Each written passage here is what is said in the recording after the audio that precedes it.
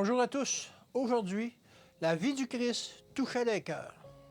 Jésus dit, « Laissez les petits-enfants et ne les empêchez pas de venir à moi, car le royaume des cieux est pour ceux qui leur ressemblent. » Matthieu 19, verset 14. Notre Sauveur n'a pas vécu dans une retraite obscure pendant les années qui ont précédé son ministère public. Il a vécu avec ses parents à Nazareth et a travaillé avec Joseph à son atelier de charpentier. Sa vie fut simple, libre de toute extravagance, de toute ostentation. Lorsque le moment fut venu d'exercer son œuvre en public, il s'en alla, proclamant l'évangile du royaume jusqu'au bout de sa tâche. Il conserva des habitudes de simplicité, il choisit ses aides parmi ceux qui occupaient un rang modeste dans la vie. Ses premiers disciples étaient d'humbles pêcheurs de Galilée. Son enseignement était si simple que les petits-enfants le comprenaient. On pouvait les entendre ensuite répéter ses paroles. Tout ce qu'il disait et faisait avait le charme de la simplicité. Le Christ était un fin observateur, remarquant beaucoup de choses sur lesquelles les autres ne s'arrêtaient pas. Il était toujours serviable, toujours prêt à adresser des paroles d'espoir et de sympathie aux découragés et aux affligés. Sans se plaindre, il permettait à la foule de se masser autour de lui, bien que parfois il ait été littéralement soulevé de terre. Lorsqu'il rencontrait un cortège funèbre, il ne passait pas son chemin, indifférent.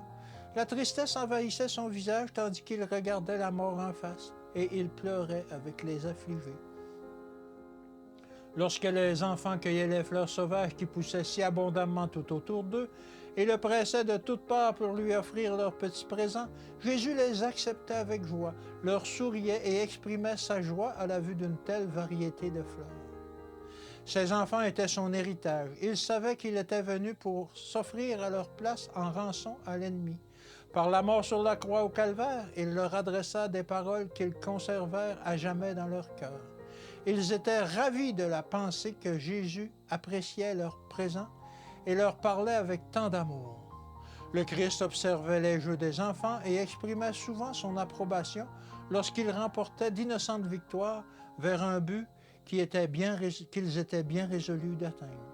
Il chantait aux enfants des paroles douces et bénies. Il savait que le Seigneur Jésus ne leur faisait jamais de gros yeux. Il partageait leur joie et leur tristesse d'enfants. Souvent, il cueillait des fleurs et après en avoir fait remarquer la beauté aux enfants, il le leur laissait en souvenir. Il avait créé les fleurs et il se réjouissait d'en faire remarquer la beauté. On a dit que Jésus ne souriait jamais. Ce n'est pas exact. Un enfant, dans son innocence et sa pureté, suscitait sur ses lèvres un chant joyeux. Que Dieu vous bénisse et qu'il vous garde, et je vous dis à demain.